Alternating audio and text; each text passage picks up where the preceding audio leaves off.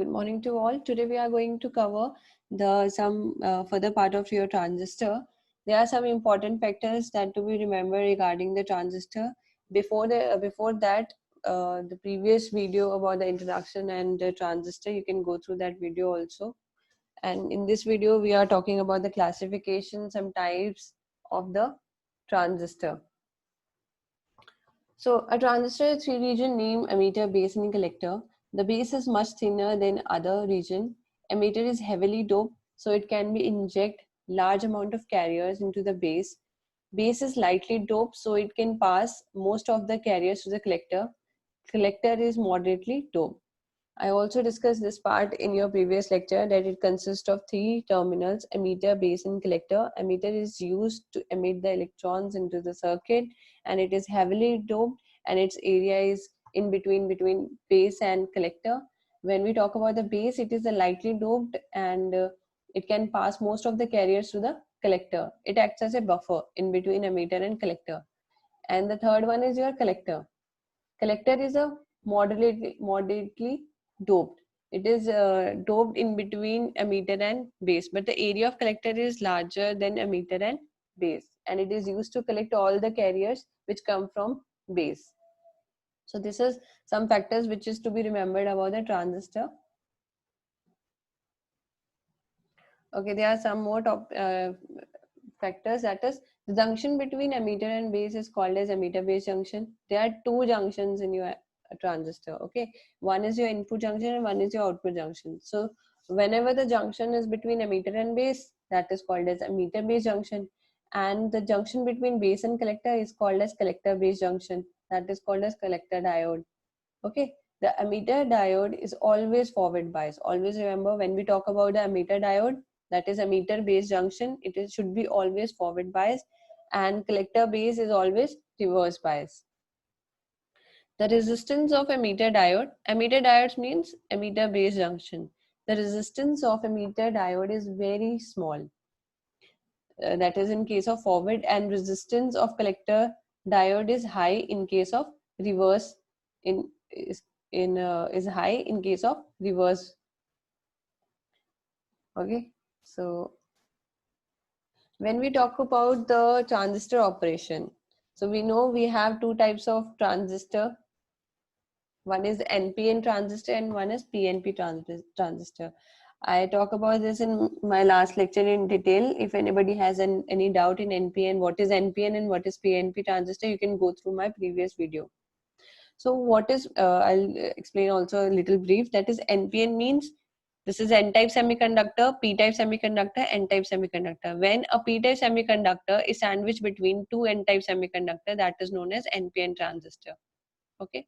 So working of a NPN transistor, we talk about NPN transistor. This is the diagram, one circuit diagram of NPN transistor. Suppose we are taking NPN, three semiconductors connected in this way. This is known as your emitter base junction. This is known as a collector base junction.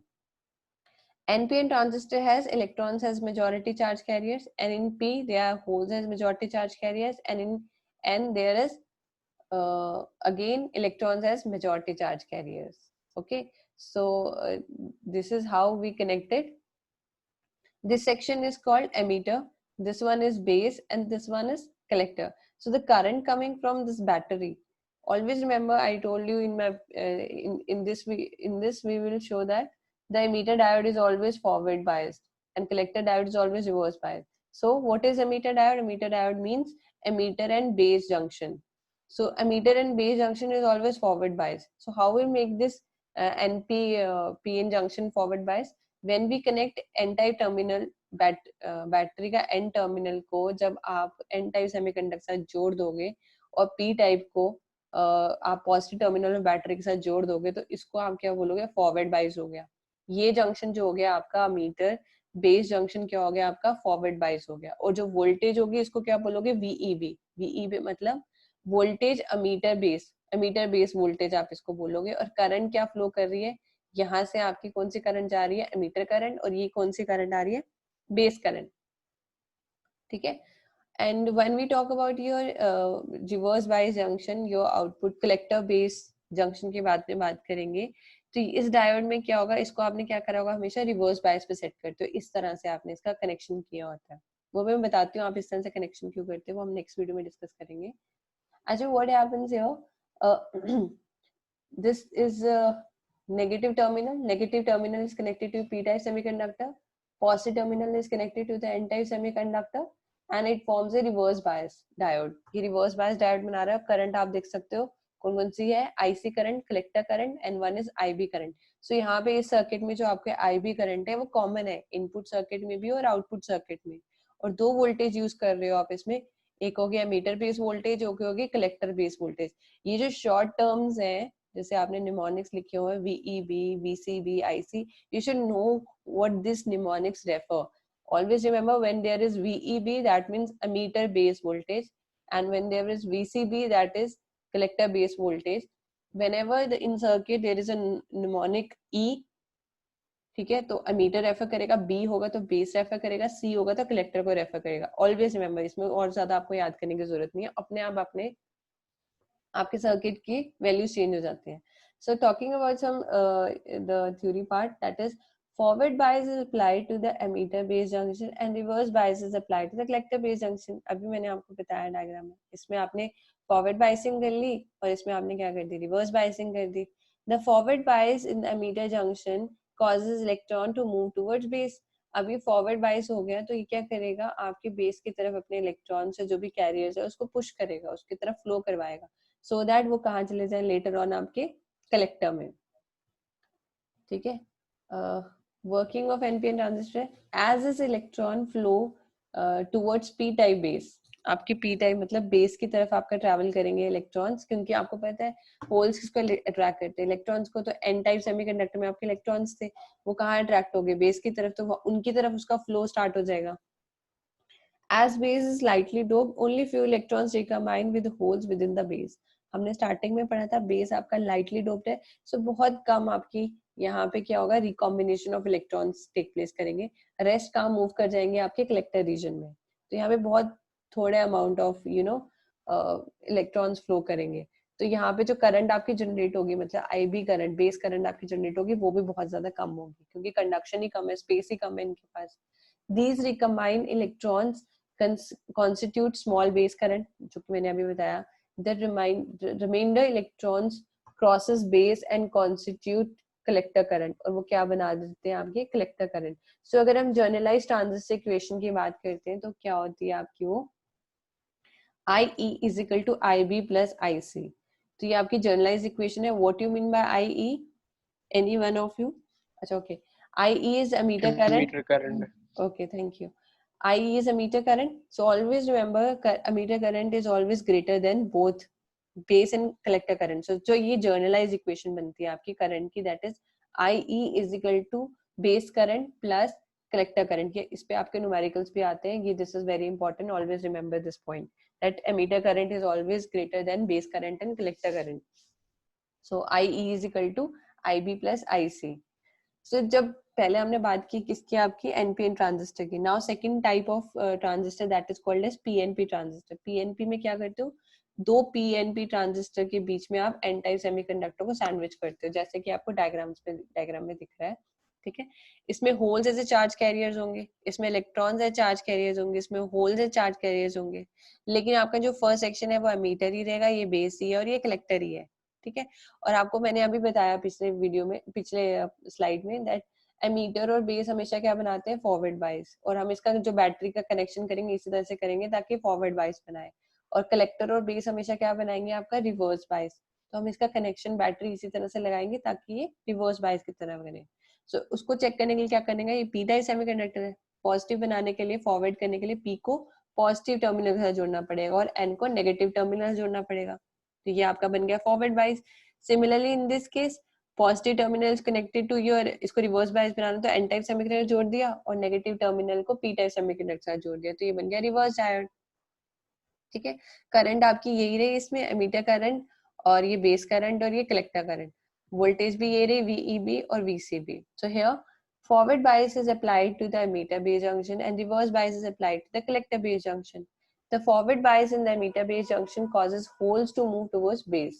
इसमें क्या होगा, जैसे हम इसको forward bias कराएंगे तो इसमें क्या होगा, ये होल्स कहाँ मूव करने शुरू करेंगे, आपके एन टाइप सेमीकंडक्टर मतलब बेस की तरफ मूव करना शुरू करेंगे, और थोड़ा मतलब थोड़े नंबर ऑफ होल्स और इलेक्ट्रॉन्स रिकम्बाइन करेंगे, next rest of the holes will shift towards your collector side. तो इसलिए बेस करंट अगेन थोड़ी कम रहेगी आपकी सर्किट में। So as these holes flow towards n-type base, they try to recombine with holes electrons. As base is lightly doped, only few holes recombines with the electrons with the base. These recombined holes constitute small base current. The remainder holes crosses base and constitute collector current. It is same. Working will remain same as NPN transistor. Okay. I hope आपको NPN और PNP transistor समझ आ गया हो. So this is the transistor symbol. अगर आपको और understand करना है कि हाउ दिस वर्क, तो ये आपका प्रॉपर आपका सर्किट छोटा सा ब्लॉक डायग्राम है, एनपीएन लिख लिया है, ठीक है, यहाँ बैटरी लगा दी, एनपीएन को फॉरवर्ड बाइस कर दिया, पीएनपीएन को रिवर्स बाइस कर दिया, इसमें भी सेम कर दिया।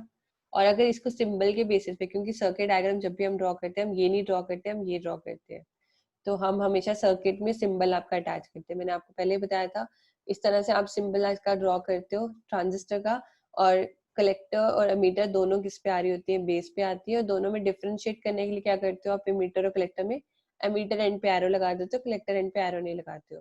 और अगर आपका फ्लो ऑफ इलेक्ट्रॉन्स का डायरेक्शन इस तरफ है, अगर आप एनपीएन ट्रांजिस्टर ले रहे हो तो आपका फ्लो ऑफ इलेक्ट्रॉन्स किस तरफ होगा, एन साइड की तरफ, तो ये बन जाएगा एनपीएन। और ये उसका रिवर्स है, ये आपका एन साइड है, तो फ्लो ऑफ इलेक्ट्रॉन्स भी आपका कहाँ रहेगा, इस तरह से एरोस का शो करेगा। So this is a transistor symbol representation. I hope it is clear to you also.